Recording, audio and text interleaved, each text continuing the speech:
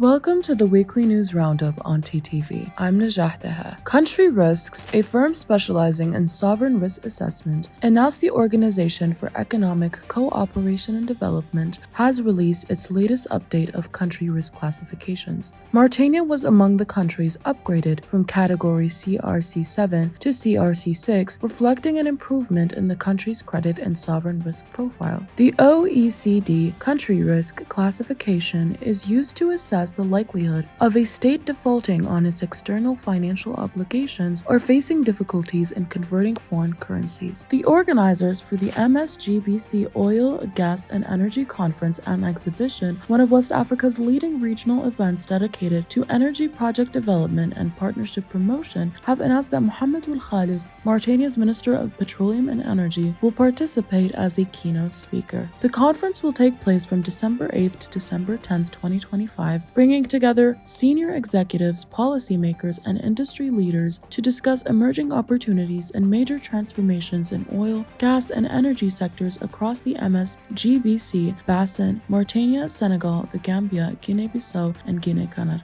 A report issued by the Africa Futures and Innovation Program of the Institute for Security Studies confirmed that Mauritania is experiencing rapid economic growth and expanding international partnerships, though social and structural disparities continue to hinder inclusive and sustainable development. The report notes that Mauritania's economy is primarily driven by the mining and energy sectors. Mining accounts for over 20% of the GDP and about 80% of exports, mainly iron and gold. The country also holds significant potential in offshore gas and renewable energy, as well as one of West Africa's richest fishing resources and vast pastoral areas that sustain a large portion of the rural population. The Guardian has published an extensive report on the conditions of Malayan refugees in the Mbera camp in southeastern Mauritania, which currently hosts around 120,000 refugees according to UNHCR, in addition to more than 154,000 others living in nearby villages in Hod al-Sharq region. The reports tell the story of Mohamed Momo Ahmale, an 84-year-old former teacher who has lived in the camp since 2012 after fleeing the conflict in Mali. A refugee lives with two hearts, he says, one here where he stays and another in his homeland, which he dreams of returning to one day.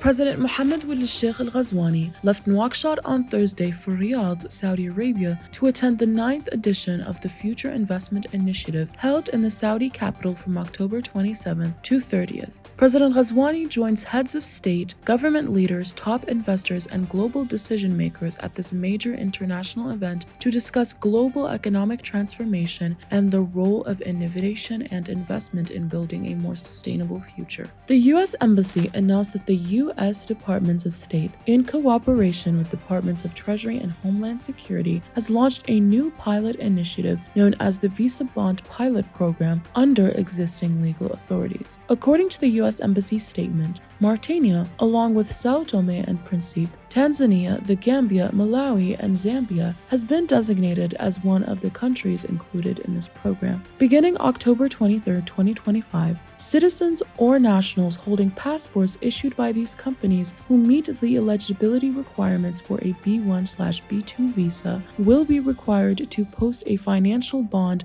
of $5,000, $10,000, or $15,000 prior to visa issuance. The Public Prosecutor's Office at the Supreme Court announced that it will initiate legal proceedings against individuals named on the latest report of the Court of Accounts. The prosecution stated that it will pursue all those implicated in acts constituting embezzlement or misappropriation of public funds in accordance with applicable laws and procedures. It added that this measure follows receipt of the Court of Accounts report and forms part of the national effort to combat corruption and promote transparency and sound management of public finances. Stay updated for more details on our social media platforms or visit our website www.taqaddumi.mr.